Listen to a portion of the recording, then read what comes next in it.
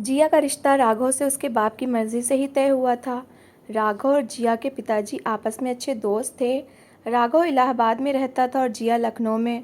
उन्होंने एक दूसरे को पहले देखा नहीं था, लेकिन जिया की परवरिश ऐसे की गई थी जहाँ पर लड़कियों की ज़िंदगी के फैसले उनके माँ बाप ही करते हैं।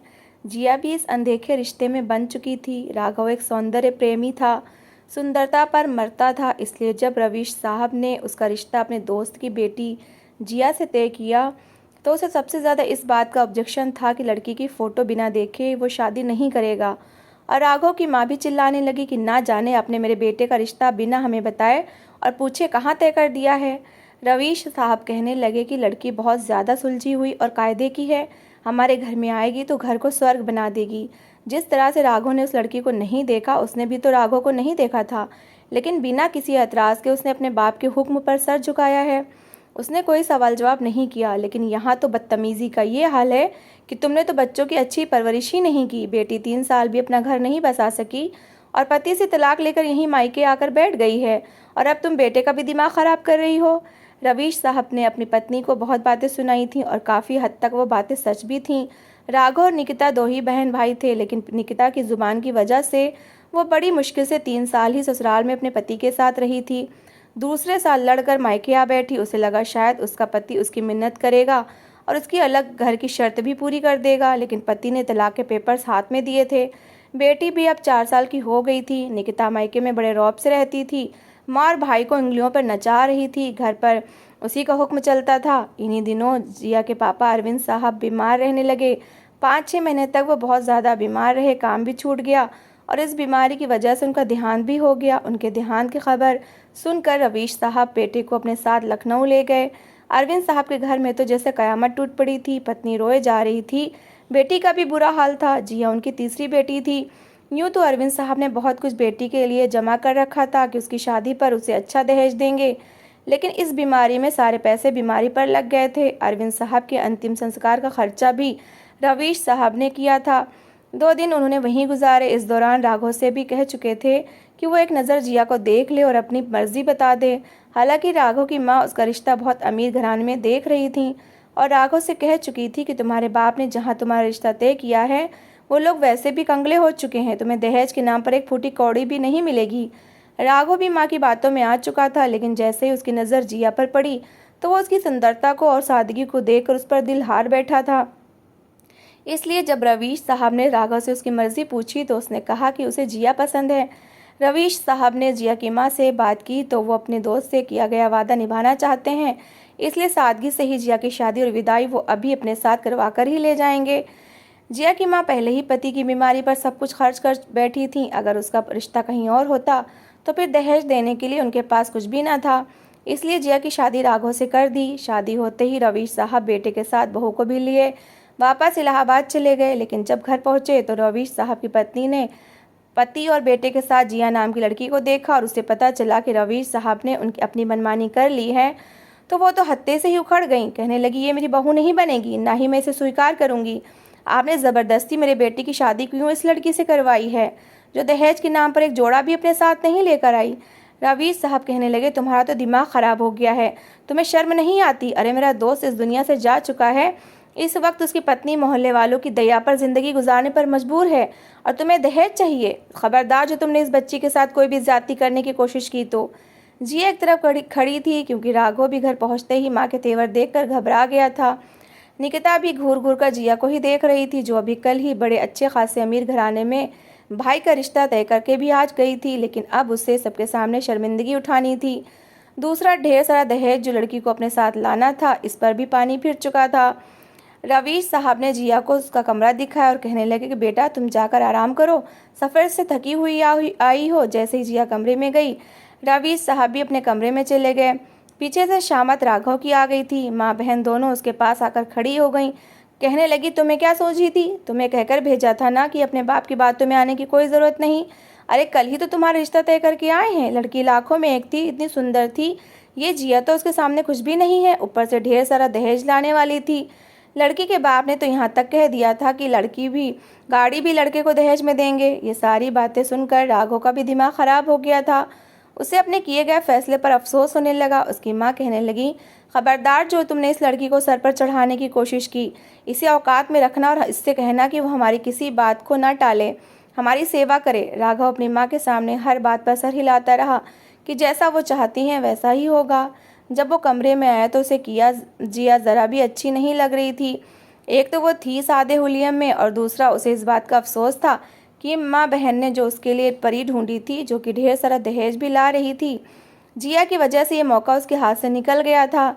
कमरे में आकर दरवाज़ा बंद करके कहने लगा कि देखो, तुमसे शादी करने में मेरी कोई मर्जी शामिल नहीं थी। वो तो मेरे पापा ने तरस खा कर तुमसे मेरी शादी कर दी, वरना मेरे लिए तो मेरी माँ ने बहुत ही अमीर और सुंदर लड़की ढूंढ कर रखी थी। लेकिन पापा की वजह से सब कुछ रह गया। मेरी बात सुनो, मेरे लिए मेरा सब कुछ मेरी माँ और मेरी बड़ी बहन है। अगर तुम चाहती हो कि तुम्हारी ज़िंदगी आसानी से गुजर सके तो उनकी किसी बात पर भी इनकार मत करना, वरना मुझसे ये उम्मीद न रखना कि मैं तुम्हारा साथ दूंगा। अगर मैंने माँ के मुंह से तुम्हारी कोई भी शिकायत सुनी तो तुम्हारा हुलिया बिगाड़ कर रख दूंगा। जिया पहले ही बाप के सदमे से दो चार थी, और इस पर राघव की बातों ने उसे दहलाकर रख दिया था। जिया कहने लगी कि आपके घर वालों को मुझसे कोई शिकायत नहीं होगी। अगले दिन ही सास ने जिया को किचन का रास्ता दिखा दिया था। कहने लगी कि सारा काम आज से तुम ही करोगी। जिया को काम की आदत थी, उसने बहुत जल्दी पूरा घर संभाल लिया था। हाथ में स्वाद भी बहुत था। रवीश साहब उसके खाने की बहुत तारीफ करते थे। यूँ तो राघव को भी उसके हाथ की बनाई हुई हर चीज़ बहुत अच्छी लगती थी, लेकिन टेबल पर बैठते ही खाने का निवाला मुंह में लेते ही निकिता का मुंह बन जाता। कहने लगी, उफ, कितनी तेज़ मिर्ची डाली है, निवाला तो मेरे हलक से नीचे नहीं उतर रहा। ये सुनना था कि राघव गुस्से से जिया की तरफ देखने लगा और कहने लगा, खाना ठीक से क्यों नहीं बनाती? निकिता तो ऐसे ड्रामा करती जैसे कि खाने में ना जाने कितनी तेज़ मिर्चें हैं। बुरी तरह से खांसने लगती, कहती मिर्चें इतनी तेज़ थी कि गले में लग गई। माँ भी उसी का साथ देने के लिए उसकी पीठ सहलाने लगती। फिर कहती, देख रहे हो तुम अपनी पत्नी को, तुम्हारी पत्नी जानबूझकर ऐसी हरकतें कर रही है ताकि हम लोग बीमार हो जाएं और मर जाएं और पूरा घर ये संभाल कर बैठ जाए। ऐसी बातें सुनकर राघव का दिमाग खराब होने लगता था। वो उस पर चीखने चिल्लाने लगता। जिया रोने लगती कि मैंने ऐसा कुछ नहीं किया। बहरहाल जिया की ज़िंदगी मुश्किल होने लगी थी, और वो जितना भी काम अच्छे से अच्छे तरीके से करती, उसकी सास उसके काम में बस कमी और कीड़े ही निकालती थीं। और उनकी नातिन बहुत ही शरारती थी। जैसे जिया झाड़ू पोछा करती, वो अपने गंदे चप्पल लेकर फर्श पर चलने लगती। फिर से फर्श मिट्टी से भर जाता। वो अगर उसे डांटती तो निकिता आकर चिल्लाने लगती कि तुम होती कौन हो मेरी बेटी को कुछ भी कहने वाली। तो वो कहती कि दीदी, ये गीले फर्श पर चल रही है, आप देख लें पूरे फर्श का क्या हाल किया है इसने। बजाय अपनी बेटी को समझाने के वो जिया पर चिल्लाने लगती। कहने लगती, कोई अमीर घर से नहीं आई तुम जो इतने नखरे दिखा रही हो। ये घर तुम्हारे बाप ने दहेज में भी नहीं दिया। तुम्हें यहाँ रहना है तो तमीज़ से रहो। ये कहते हुए उसने पोछे का सारा गंदा पानी दोबारा ज़मीन पर फेंक दिया। कहने लगी, लो लगाओ पोछा। जिया इस तरह के व्यवहार से परेशान होकर रह गई थी। राघव से भी कुछ नहीं कह सकती थी। अगर कभी कहती तो वो उसी पर उल्टा चिल्लाने लगता कि तुम मुझे मेरी माँ और बहन के खिलाफ भड़काना चाहती हो। खबरदार, जो तुमने मुझसे मेरी माँ और मेरी बहन के बारे में कोई भी गलत बात कही तो। आधी आधी रात निकिता और उसकी माँ राघव को अपने कमरे में लेकर बैठी रहती। जिया के लिए उसके अंदर जहर भरती रहती। इन्हीं दिनों जिया की तबीयत कुछ ख़राब रहने लगी। राघव उसे डॉक्टर के पास लेकर गया। वो प्रेग्नेंट हो चुकी थी और डॉक्टर ने सख्ती से राघव से कहा था कि इनसे ज़्यादा काम ना करवाया जाए, और दूसरा ये इन्हें पौष्टिक भोजन दिया जाए। शादी को 1 महीना ही बीता था कि भगवान ने खुशखबरी सुना दी। लेकिन ये खुशखबरी राघव की माँ बहन पर बड़ी बुरी गुजरी थी। लेकिन राघव खुश था, जिया का ख्याल भी रखने लगा था। अपनी माँ से कहने लगा कि घर के लिए कोई नौकरानी रख लें, क्योंकि डॉक्टर ने मना किया है कि जिया से ज़्यादा काम ना करवाएं। ये सब देखकर निकिता और उसकी माँ तो परेशान हो गई थी। इन्हीं दिनों निकिता की कॉलेज की सहेली उससे मिलने आ गई। काफ़ी अमीर औरत थी। जब आई तो ढेर सारे गिफ्ट्स निकिता और उसके बेटे के लिए लाई थी। फिर वो कहने लगी कि उसे अपनी नंद के लिए एक बहुत ही अच्छे रिश्ते की तलाश है। जिस घर में निकिता की दोस्त की शादी हुई थी वो बहुत अमीर लोग थे, और निकिता अपनी सहेली के सामने जिया की बुराई करने लगी कि मेरी भाभी अच्छे चरित्र की लड़की नहीं है।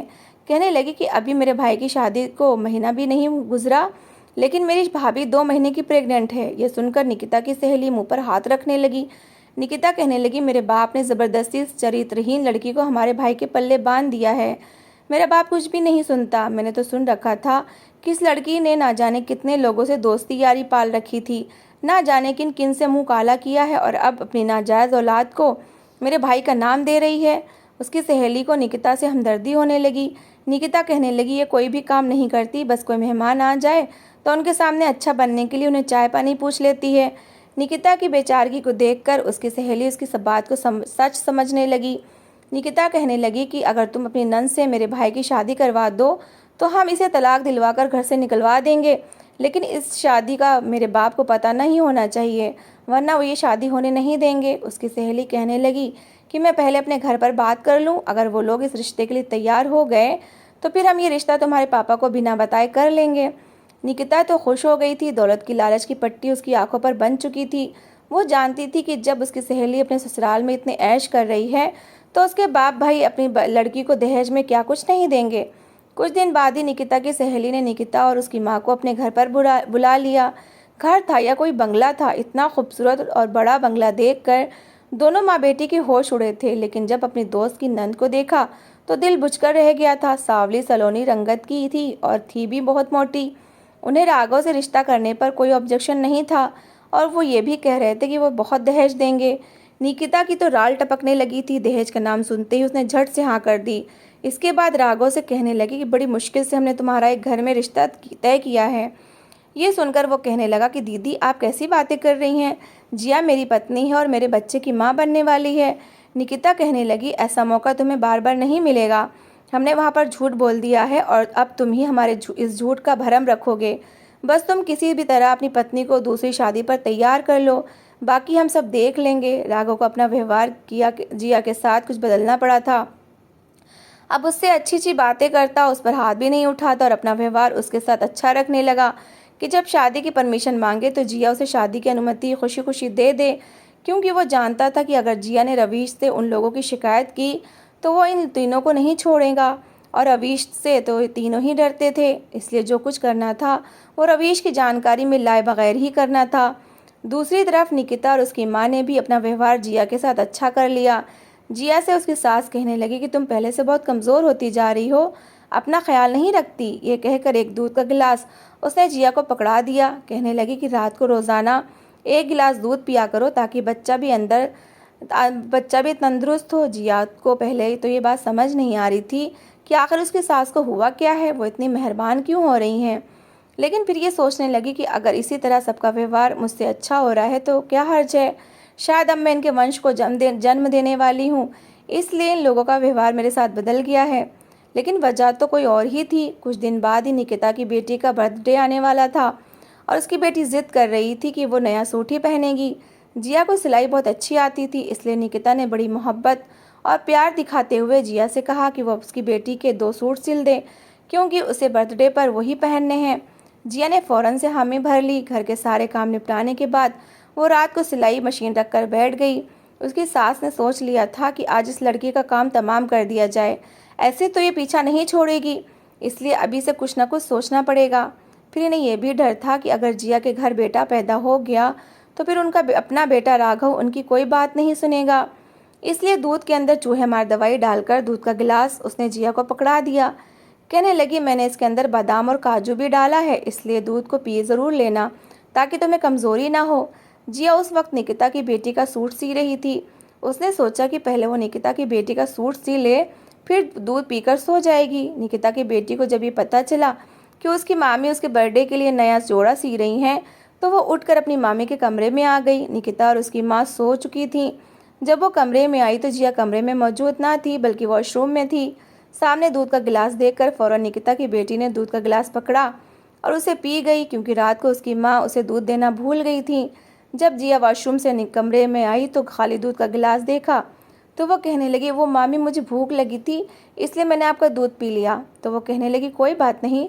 फिर वो खुशी से कहने लगी क्या आप मेरे बर्थडे के लिए मेरा नया सूट सी रही हैं। वो कहने लगी हाँ मैं तुम्हारा बहुत खूबसूरत सूट सी रही हूँ, तुम बर्थडे पर पहनकर प्रिंसेस लगोगी। ये सुनकर वो बच्ची बहुत खुश हुई। कहने लगी आप तो बहुत अच्छी हैं, पता नहीं मेरी मामा आपको क्यों बुरा भला कहती रहती हैं। जिया कहने लगी वो भी ठीक हो जाएंगी। सबका व्यवहार जिया के साथ बहुत अच्छा हो गया था, इसलिए वो चाहती थी कि सब कुछ ठीक ही रहे। वो बच्ची वापस अपने कमरे में चली गई और अपनी माँ के साथ लेट गई। लेकिन उसकी तबीयत आधे घंटे बाद ही बिगड़ने लगी। वो पेट पकड़कर रोने लगी। निकिता और उसकी माँ की आँख खुल गई। निकिता अपनी बेटी से पूछने लगी कि आखिर उसने क्या उल्टा सीधा खाया है। तो वो कहने लगी मैंने कुछ नहीं खाया, मैंने तो मामी के कमरे में रखा दूध पिया था, क्योंकि रात को आपने मुझे दूध का गिलास नहीं दिया था। ये सुनना था कि निकिता के होश उड़ गए। ऐन उसी समय राघव घर वापस आया था। बच्ची की हालत बिगड़ी हुई देखी तो कारण पूछने लगा। निकिता और उसकी माँ कहने लगी, अभी इन बातों का समय नहीं है, जल्दी से इसे हॉस्पिटल लेकर जाओ। वो बच्ची कहने लगी कि मामा, मैंने तो बस मामी के कमरे में रखा दूध पिया था, इसके बाद से मेरी तबीयत खराब हो गई है, मेरे पेट में बहुत दर्द है। उसे भागम भाग हॉस्पिटल ले गए, लेकिन जब हॉस्पिटल पहुंचे तो बच्ची की डेथ हो चुकी थी। बच्ची को मरा हुआ देखकर निकिता दहाड़े मार मार कर रोने लगी। कहने लगी कि जो गड्ढा मैंने जिया के लिए खोदा था, मेरी बेटी उसी में जाकर गिर गई। मैंने उसे जहर वाला दूध देना चाहा था और वही दूध मेरी बेटी ने पी लिया। ये सुनकर राघव को अपनी माँ और बहन पर और भी गुस्सा आने लगा। जैसे ही वो घर पहुंचे तो रवीश साहब आंगन में ही खड़े थे। मुर्दा बच्ची को देखकर परेशान हो गए। वजह पूछी तो दोनों माँ बेटी कुछ नहीं बोली, लेकिन राघव ने सारी सच्चाई अपने बाप को बता दी कि इन्होंने ही मेरी पत्नी को जहर देने के लिए जहर वाला दूध कमरे में रखा था, जो कि गलती से निकिता दीदी की बेटी ने पी लिया और वो मर गई। शोर की आवाज़ सुनकर जब जिया बाहर निकली तो मरी हुई निकिता की बेटी को देखकर बहुत परेशान हुई, रोने भी लगी थी। सच्चाई जानकर उसे इस बात का भी दुख हुआ कि उसने जो गड्ढा जिया के लिए खोदा था, उसकी खुद की बेगुनाह मासूम बच्ची उसमें गिर चुकी थी। निकिता मुर्दा बेटी को देखकर पागल हो गई थी। उसे हर समय रोती रहती थी। निकिता की सहेली को भी सारा सच पता चल गया था। उसने भी अपनी नंद का रिश्ता तोड़ दिया। कुछ समय बाद जिया ने बहुत प्यारे बेटे को जन्म दिया था, लेकिन जब निकिता उस बच्चे को पकड़ने लगी तो राघव ने फौरन उसे पीछे कर दिया। कहने लगा कि तुमने मेरे बेटे को मारना चाहा था, भगवान ने तुम्हारी बेटी तुमसे छीन ली। मुझे तुम पर विश्वास नहीं है, तुम मेरे बेटे को मार डालोगी, इसलिए कभी भी मेरे बेटे को हाथ मत लगाना। साथ ही राघव ने अपने बाप से कहा कि वो उसे अलग घर में शिफ्ट कर दे, क्योंकि यहाँ पर उसके बेटे की जान को खतरा है। ये दोनों माँ बेटी या तो मेरी पत्नी को मार डालेंगी या मेरे बेटे को। रवीश को भी यही ठीक लगा। उन्होंने अपने बेटे को अलग घर ले दिया, जिसमें दोनों पति पत्नी अपने बच्चे के साथ खुशहाल ज़िंदगी गुजारने लगे। जैसी करनी वैसी भरनी, इसी को तो कहते हैं। निकिता और उसकी माँ बाहठ आंसू बहाती देखी नहीं जाती। तो दोस्तों, इस कहानी को लेकर आपकी क्या राय है, कमेंट बॉक्स में ज़रूर बताएं। और अगर कहानी अच्छी लगी हो तो प्लीज़ लाइक करें। अगर आपने हमारे चैनल को अभी तक सब्सक्राइब नहीं किया तो ज़रूर कर लीजिए। तो मिलते हैं ऐसी ही एक मोटिवेशनल कहानी के साथ। Thanks for watching.